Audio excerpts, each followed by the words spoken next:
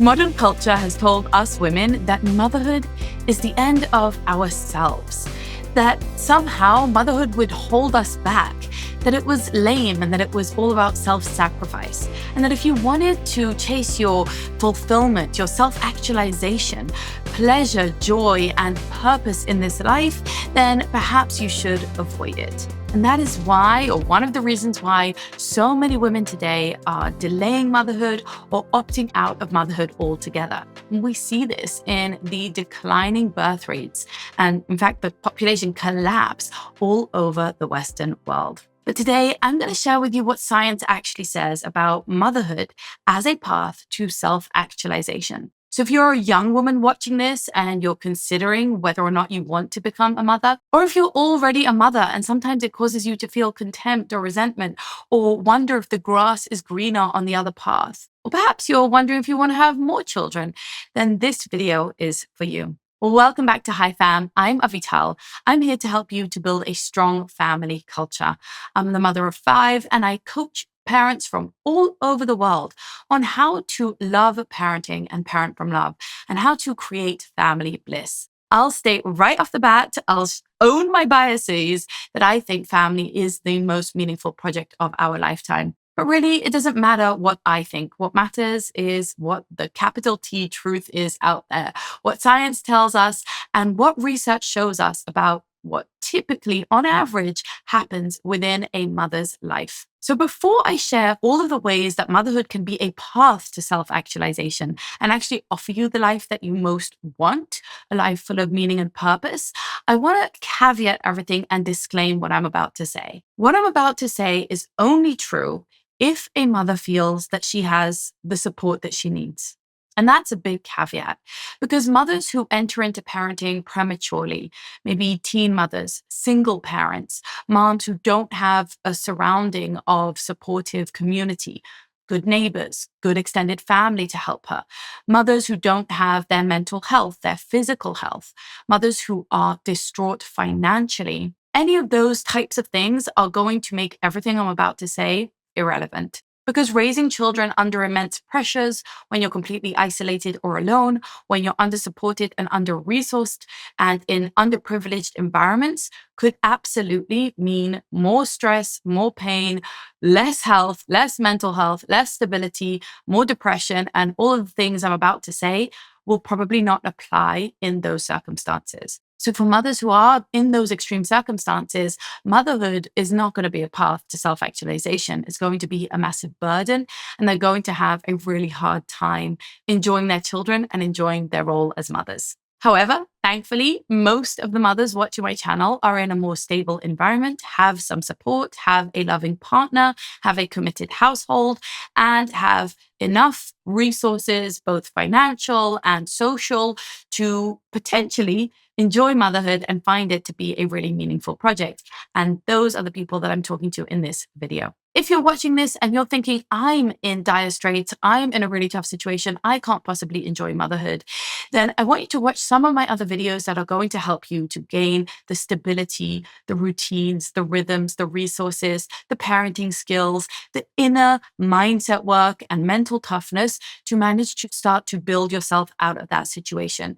Maybe it's getting your children to play independently so that you can have some time to do more work.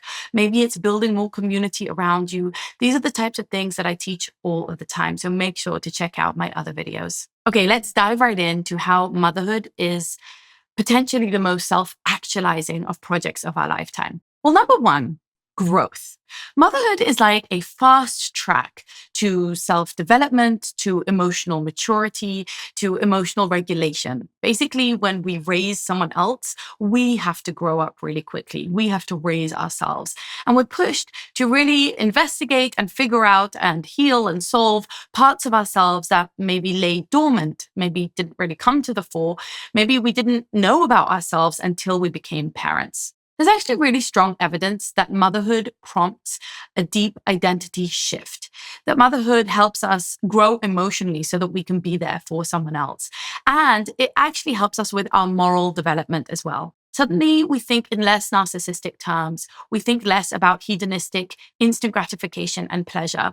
We're less tied and tethered to our image and our brand in this particular moment because now we're invested in someone else's future. In a way, we care more about the world at large, about morality, about ethics, about the way that the world operates with justice, with health. We want goodness for our children in their future, and that is going to hopefully outlive us.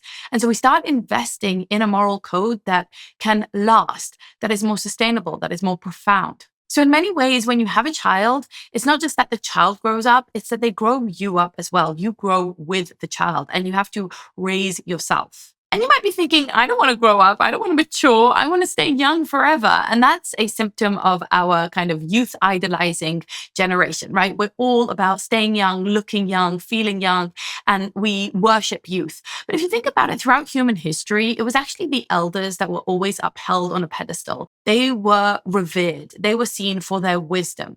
They were seen for their life experience. They were platformed because they knew a thing or two. They'd been through a thing or two, and they had developed the maturity and the emotional resilience and the growth that many young people can only envy and can only look up to and need to work towards. I would love to usher back in an era where wisdom before beauty, where we care about deep, meaningful, profound thought, good ideas, wise choices before we care about that youthful vitality and energy, or perhaps where we could have it both.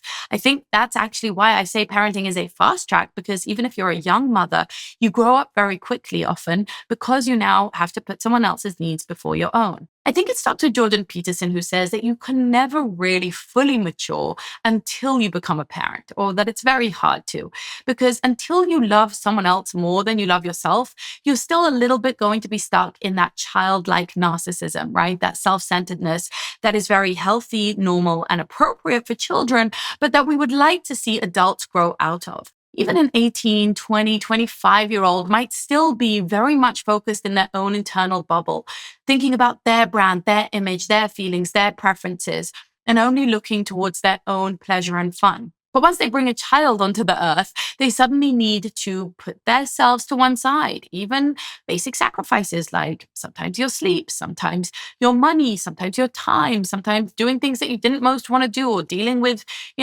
spit up or whatever it was that was gross. You have to just kind of get on with it and deal with it because you have this massive lifelong responsibility. And again, I'm making that sound like it's a bad thing, but I really think it's a good thing. I think if you look around the world, you're going to see a lot of, say, 25-year-old women who are looking to develop themselves. They're talking about self-growth. They're saying, I'm working on myself. And what does that mean? Well, it means they're going to Pilates and they're going to therapy and they're talking about their childhood and they're trying to understand their triggers and they're exploring their belief system and they're trying to stretch their comfort zone or overcome their anxieties. All of those are really good things, but the truth is you could spend the next few decades doing that, and many people do. It's never going to put you in the type of stress test and the type of, call it boot camp, right? It's almost, this kind of base camp level of taking self-growth and putting it on steroids. When you're a parent, you have to do that fast and furiously, intensely and deeply, because you've got to show up for this little, beautiful, precious and entirely vulnerable creature. So if you care about self-development and self-growth, if you want to be mature and wise, if you want to be worldly and emotionally regulated, potentially, not in all circumstances, but potentially, parenthood would be a really good path in order to accomplish that and achieve that. It's still a lifelong journey, but it's going to be a powerful one if you become a parent. The second one is love. You'll hear this from almost every parent out there, which is that they never really experienced a love with the same kind of quality, the same kind of texture, the same kind of depth as a love that you feel for your child. Even if you are blessed and lucky and work very hard to create a really stable, beautiful, amazing, romantic relationship, it's going to have a very different type of weight on your heart than the love that you feel for your child. There's also a ton of strong evidence for the type of hormonal releases and physical neurochemical processes that especially biological mothers go through when they are pregnant, give birth, breastfeed, and raise their child. It's massive releases of oxytocin, of prolactin, of dopamine that are released during the caregiving, right? During their nurturing. And these create a very deep attachment and a very strong empathy that is actually very hard to come by if you're not a parent. I'm not saying it's impossible, but if you think about the things that you care about most in your life, maybe it's your sister, your parents, your partner, your dog, people that you really love, or creatures that you love, or whatever it is that you devote yourself to. And you think about that, but just in an overwhelmingly powerful 10x level, that's the type of thing that I think parents experience. And that intense love and bonding that is triggered neurologically by becoming a parent, especially a biological parent, is really lighting up the brain with maternal instincts, with nurture, with deep connection. And I think that's part of the human experience. When I decided to become a mom, it wasn't because I just had this crazy biological drive, like, I want kids. My ovaries weren't screaming out like many women say. But for me, it was more like, I don't want to miss out on this human experience, on this most profound human experience of bringing life into the world, dedicating yourself to them, committing to them, and raising them. And I'm very glad that I went that path, but maybe no one can ever be prepared for is the rush, the overwhelming joy and love that you experience that I had never experienced before that. It's sweet. Sometimes I have these kind of quote unquote arguments with my children, like, I love you more. No, I love you more. And I remember having those with my parents as well. And it's always going to be true that children cannot understand the love that their parents have for them until they become parents themselves. The next one might be a surprise for you, and it's all about community. Today in the world, there is an absolute pandemic of isolation. So many people in the Western world feel lonely, feel alone. And if you don't have extended family around you, if you don't live with intergenerational relationships, if you're not part of, a real communal neighborhood, a church, a synagogue, a school system that really envelops you in, any kind of more intense, more supportive, more demanding community system, then you're likely to feel very much alone and isolated. I think it's just not good for us. We're not designed to be siloed off into these, boxes, living in our apartments separately without human interaction. And that the human interaction we do have is superficial, is often transactional, it's often fleeting. It transitions in and out of our lives, like colleagues, people that we see in the coffee shop, people that we see in the supermarket, even friends and relatives who move in and out of our lives. The truth is that parenthood connects you to an adult community of friendships as well, because parenthood increases your social opportunities for connection. Think about the school run, think about the playgrounds, think about play dates, think about birthday parties. These are all things that allow us many more opportunities than our single friends to meet other people and to connect with them and to form whole family friendships and to have picnics together, etc. So there is quite a lot of evidence that if you're a parent, you're going to be more deeply rooted in your community. You're going to both horizontally and vertically form more connections and have more opportunities for social interactions. Now, this might seem like a moot point, like it's fine, I go to my yoga, I have my girlfriends, but the truth is that it's very profound. It has real effects on our health and wellness, on our mental health, on our longevity, and it's something that the West is really suffering with. So it's not a reason to have children, but it's something you should know that when people say, oh, motherhood is self-sacrifice and motherhood is lame and motherhood is so isolating, it could be all of those things, but it could also be a route to connection with others, to real deep friendship circles. So many of my closest relationships were formed through my children. I've created really lifelong close girlfriends that I meet for coffee, that I meet for heart to hearts, through our children becoming friends in school or in swim class or wherever it might be. So through your kids, you actually meet people. I don't love comparing kids to dogs, but it is somewhat similar. When we first got our dogs, suddenly we're going to a dog park and meeting other people who have dogs and you form these connections.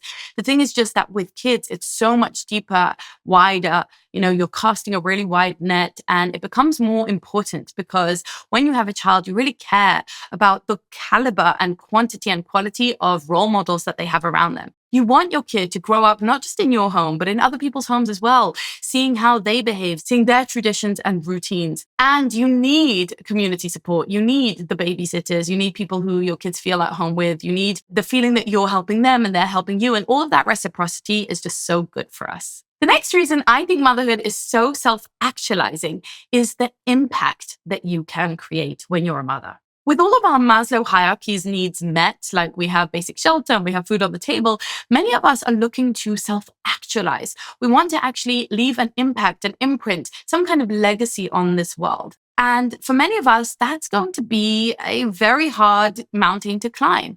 Like, is it a book that I write? Is it a movie that I make? Is it songs that I sing? Is it the work that I do in an NGO? Do I volunteer? How can I leave a real legacy and a real impact? How can I shape the future of the world? And people who feel called to this higher purpose, beyond just making money, which is also very important and fine in and of itself.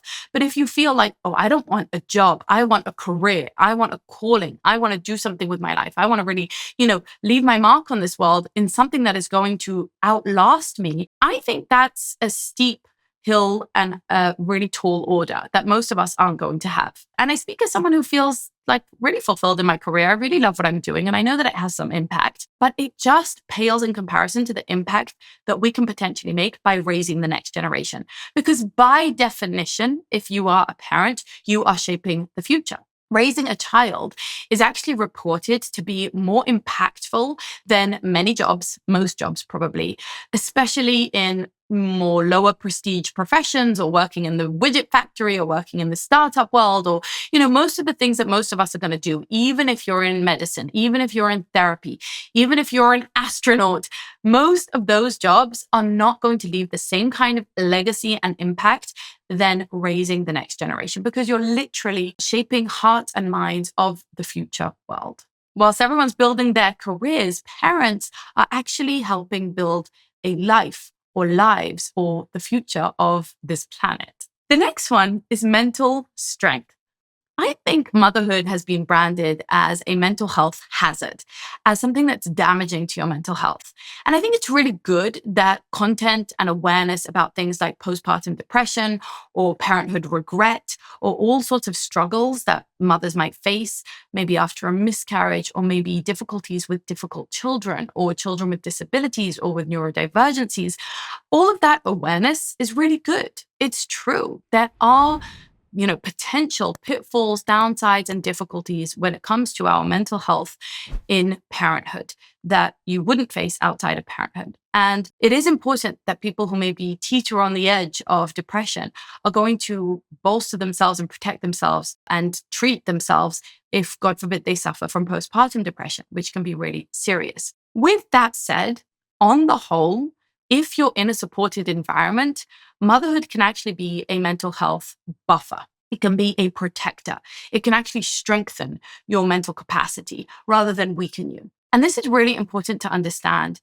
Mothers spend less time ruminating. They're less self-conscious. They have an outward focus. They're not just always inhibited and focused on themselves. And that is almost the definition of lowering one's anxiety. It's true, mothers have a lot of worry and anxiety about their children, about their safety, about their parenting. We might suffer from guilt and shame around things that we're doing as a parent, wondering if we're messing up, worried about our kids and the future of the world. So I'm not going to oversell this one because there is some mixed evidence, but I think if taken in the right direction, if you do your mindset work, as I teach you inside of Alchemize, if you build a strong family culture, as I teach you inside of the studio, if you have a stable marriage, as I teach you inside of Married You, if you have kids who are independent and play on their own, as I teach you inside of Reclaim Play, and I'll stop plugging my courses now. But basically the point is that if you run your home in a way that serves you and you are well supported, then it can actually become a mental strengthener and not something that makes you weaker. Parenthood, in essence, can protect against things like nihilism, helplessness, anxiety, and depression by actually giving you a sense of purpose, a sense of social connection to others, as we've discussed. And if that support is present, you could become much more mentally tough.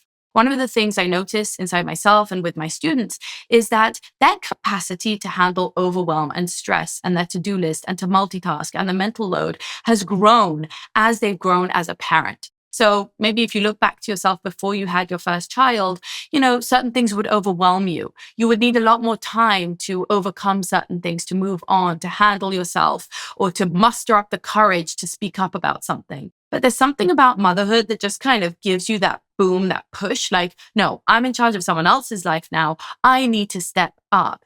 And that helps you to protect yourself from over analysis, from analysis paralysis, from rumination, from second guessing yourself, from doubting yourself. You're still going to do all of those things. Let's be real. But it might just be that it will be less. Kind of gives you a, I'm not messing around. I don't care what other people think attitude that can be very protective and very helpful. So basically, when mothers are supported, they can be surprisingly resilient. You often see this in the stories how bosses are often feeling, trepidation about hiring a woman who's a mother already because they are worried that their children will take precedence, that they'll be distracted, that they won't have as many work hours. And then they notice that actually it's those mothers who are the most productive, hardworking, focused. They don't have time to mess around on social media or to waste their time by the water cooler. They're getting the job done because they have the priority of their children. There's something about us saying to ourselves, now my child is my priority in life, that just kind of focuses all our energy, makes us really crystal clear, makes us really driven and ambitious, because we understand that this is the most important thing in our life, and it doesn't disperse our energy and our focus onto a million other things. And that builds that sense of resilience. You can rely on someone. There's a great phrase that says, if you want something to get done, you should give it to a busy person to do, because busy people don't waste time. They've already shown that they know how to get through their to-do list, and they can always fit one more thing in to their multitasking hustle. Whereas people who are less busy are often less productive and less able to get things done. It's kind of paradoxical, but there we have it. I think the same is true of our mental health. If you want someone to take on more burden, more responsibility, give it to someone who already has a burden and responsibility. They have broadened their shoulders, they have stiffened their spine, they have learned how to take on responsibility, and that makes them tough. The next one is physical health. There are many physical things about parenthood that can potentially, not always, improve a woman's physical health. For example, giving birth and breastfeeding. Breastfeeding itself reduces the risk of ovarian and breast cancer. Oxytocin, we've already mentioned, promotes bonding and emotional stability. And counterintuitively, many women actually have improved body image after they give birth. Here's the thing. Motherhood is branded on social media and in the world at large as something that destroys your body. You're going to have sagging breasts. You're going to have things falling out. You're going to put on so much weight. You're going to have a mummy pooch. And all of those things are true for some women, and they do struggle with it. And I can totally relate. And of course, that might be part of it. But if you take a larger perspective, if you take a little bit of a wider lens and you see it over the years, you'll see that many mothers do eventually feel stronger, more healthy, more attractive in their bodies. And they feel grateful and almost amazed by their body's power to bring life into this world. So they've both gained motherhood and a child and a strong and healthy body. It's not to say that there isn't maybe a struggle, that some bodies just don't bounce back, that the whole expectation of bouncing back can sometimes be really outlandish and unfair to women. But it is also to say that motherhood doesn't necessarily have to be some death sentence to your body image, to your physical strength, to your attractiveness, or to anything else physically. Building on from that one, there is some evidence that parents also live longer, that parenthood actually improves longevity. Now, we don't know exactly why this is, and it seems to be more powerful for men than for women, but apparently parenthood can increase your lifespan by about 2 years. Now, this might be because parents are chasing after young children, keeping themselves young, eventually maybe chasing after grandchildren, and there's something to live for, and there's people to get up for, and you kind of keep yourself sharp because you've got to show up and continue to support people even in your older years. But it might also be because parents have children to support them in their older years. Now, that's a bit of a tough one because I know that there's this kind of trope that you should have children so that they take care of you when you're old. And I think that would be a wrong reason to have kids. There's no guarantee that they will take care of you when you're old. And we're not having children for selfish reasons because they need to support us. It's kind of like having children to add, farm hands onto the family estate. That's not a modern day reason that most of us would ever consider for having children. But it is interesting to note that on average, parents do live longer, especially if they have strong family ties and adult children who stay involved in their lives. And parents of young kids are often more playful. They lift them, they walk with them, they have to get outside every single day to give their kids what they need. And that can also really help. So, chasing toddlers is a workout, and they keep you laughing, young, and playful as well. The next one is a strong marriage. This one is another one where there's kind of mixed evidence because children can also create a massive dip in the strength of your marriage. When your first child is born, there's a massive shock to the system. It's a reshuffling of the deck. Suddenly, everybody has new roles, new alliances, new commitments, new bodies, new timetables, new sleeping arrangements, new everything. And that can certainly throw couples for a loop. And many couples experience a total power struggle after their first child is born. And that might last for several years.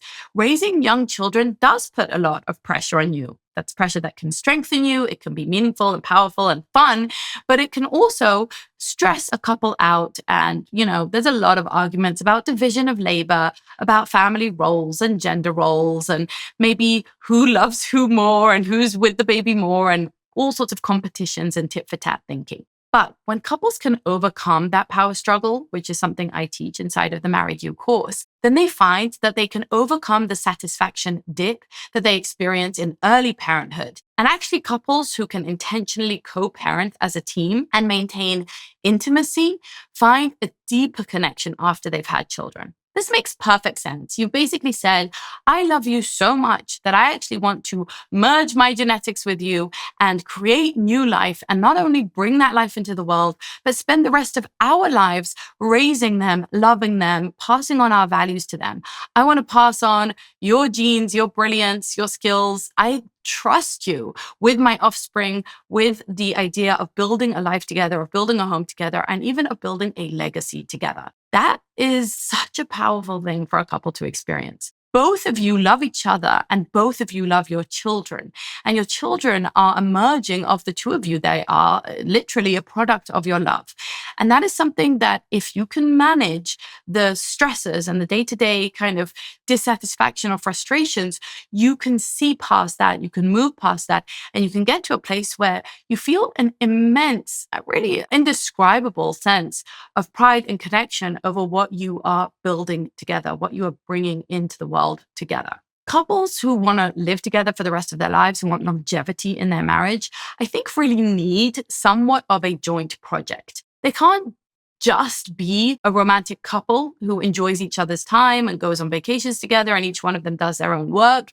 If they want that sense of drive, of purpose, of meaning, of passion, of coming back, of recommitting, of diving in, of having something to fight for and to stay for and to really be incredible role models for. I don't know, maybe they can, but I just think there's something about children that offers this incredible legacy building project that when couples take it on together, they can really discover a harmony, cooperation, a collaboration, completion of each other's skills, complementing each other through that process, and discovering in each other things that you never knew were there, for better or for worse. You might be disappointed in your partner's parenting skills to begin with, but there are going to be times in your life as you're raising children that you are just so grateful that they are the father of your child, for example. So it's true, children can stretch your marriage, but they can also strengthen it. Parenthood also boosts satisfaction later in life. I know when you're young, it can be really hard to even think about these long-term goals, like where do I want to be when I'm 60, 70, 80 and beyond? It feels like a whole life away. But the thing is that becoming a parent is only really available to us in maybe a 2-decade window. And if we miss that, then we no longer get to have that experience. It has an effect on the rest of our lives. But when mothers and fathers maintain relationships with their grown children, it means that their elderly years are not just longer, they're much more satisfying, they're healthier, and they're happier. In old age, it's mothers who often report that they have much greater satisfaction, much higher social support, that they stay mobile and sharp longer because they have these deep, meaningful, intimate connections with their children to kind of keep them going. A little bit like children can be a glue in a marriage. They can also tear marriages apart. They also can be a reason that people stay vibrant, young, strong longer. And that leads me into the next point, which is that having children builds your identity. It really creates a sense that there is a cultural and an intergenerational continuity. This is a really hard one for me to pitch to people because I feel like it's so left field from what culture cares about, from the self branding and from the Insta images. But it's just so meaningful and powerful to continue the generations that you come from, to have a linkage to your parents, your grandparents, your great grandparents, and for that lineage to continue. There's a lot of sociological evidence that raising children connects us to our heritage, to our values, to a transmission of identity. Before you have a child, you might just feel like, no, I'm a blank canvas. I'm solo. I'm an individual. I just was plopped into this world and I get to reinvent everything. I can create my own identity, my own morals, my own values, my own traditions, my own culture, in a sense. But when you have a child, you discover that you're actually part of a culture, that there were all sorts of messages that were transmitted to you by your parents about what to think about good and evil, right and wrong, about food, money, sex, death, about politics, about nature, about men and women, about health and wellness, about so many things. And those were formed by the particular culture in your family growing up. And that was formed by the culture your parents both saw in their homes. And those were formed by your grandparents' cultures on and on for generations. And there's something about linking into those cultures and particularly about highlighting the good parts of them and, of course, healing the bad parts that really brings us a sense of meaning. Like we're not just severed off from the previous generations, from our history, from our heritage, from who we are. That our identity isn't something that we just have to invent, like reinventing the wheel. That our identity is actually passed on to us and formed in relation with others across time. That our religion, our language, our music, our particular dishes, the ideas that we have, the way that we speak, these are all things that are worth passing on, that are worth protecting, that are worth recreating, that are worth molding and shaping and modernizing and bringing into the future generation. For me, parenting has also really helped strengthen my own identity, my own feeling that I am just the person between my grandparents and my children. I am just a future grandmother, hopefully, and a current granddaughter. And that might sound like I'm diminishing myself somehow, but to me, it's so liberating. It's so comforting to feel that I'm part of something bigger than myself. That I don't have to invent everything, that it's not all up to me, that I am part of something that was somewhat defined before me. And that doesn't make it destiny. That doesn't mean that I have to adhere and conform to parts of it that I disagree with. I'm still an individual. But there's something beautiful about being an individual inside of a continuum. Basically, motherhood roots you and your children to something larger than yourself. And finally, and perhaps most importantly, motherhood gives you meaning. In a world where there is an absolute crisis of meaning, where people are really struggling to find a reason to get up in the morning, a reason to work hard, a reason to strive and to stretch themselves, something to sacrifice their time and effort for, I think this is a fast track. This is a quick hack. This is the way to make sure that your life is not devoid of meaning. There is something inherently, evolutionarily, biologically, unavoidably meaningful about raising children. It provides profound meaning and purpose to most of the people who embark on this adventure. There is strong evidence that parents report significantly higher senses of meaning and purpose than their non-parent counterparts. And maybe it's because it's hard. Maybe it's because it's forever. Maybe it's because it's demanding and sometimes expensive and sometimes exhausting. And sometimes it stretches us. And sometimes you meet your harshest sides. You get triggered in a way that you never did before. You get worried and anxious and guilty in a way that you never did before. Maybe it's because it puts a strain on the household and reshuffles the cards. Maybe it's because it forces us out of our shell to make friends and to build community. Maybe for a million different reasons. But motherhood really provides a consistent sense of purpose, of fulfillment, of something that you should spend yourself on. And the truth is that everyone has to spend themselves on something. You've got to give your life to someone, to some kind of cause, to some kind of purpose. And that might be a good cause or a cause that causes you internal damage or feels like a waste of time or you look back on in regret. I'll leave you with this thought. Bonnie Ware was a hospice nurse who cared for people as they were dying. And she wrote a book categorizing the 5 most typical regrets of those who were passing away, people on their deathbed looking back on their lives. And I think it's something that's really important for us to learn from. None of them regretted, not pushing themselves into greater fame and fortune.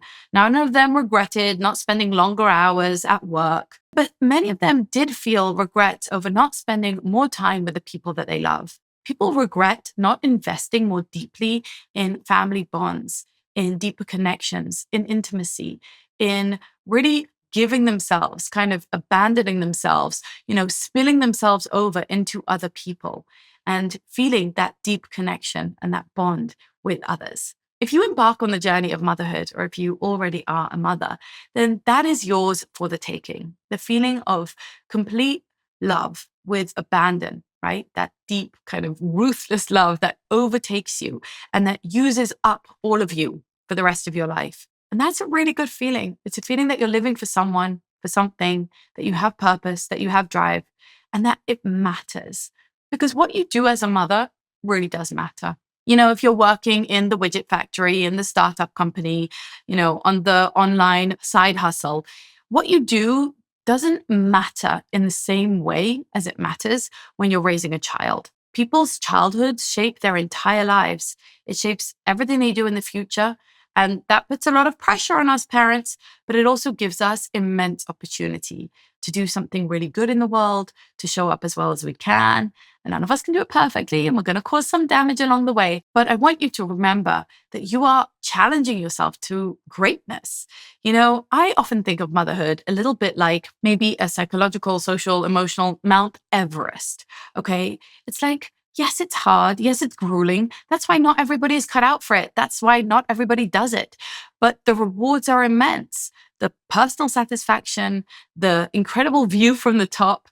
There's something about taking on challenge, right? Becoming an Olympic medalist or, becoming a Green Beret, doing something that's really hard, that's really going to stretch you, that's really going to push you into that greatness, that then gives you kind of bragging rights. Not that you become a parent so that you can brag, but so that you can feel fulfilled. You can feel proud of yourself. You can feel happy with what you're creating and what you're doing with your life.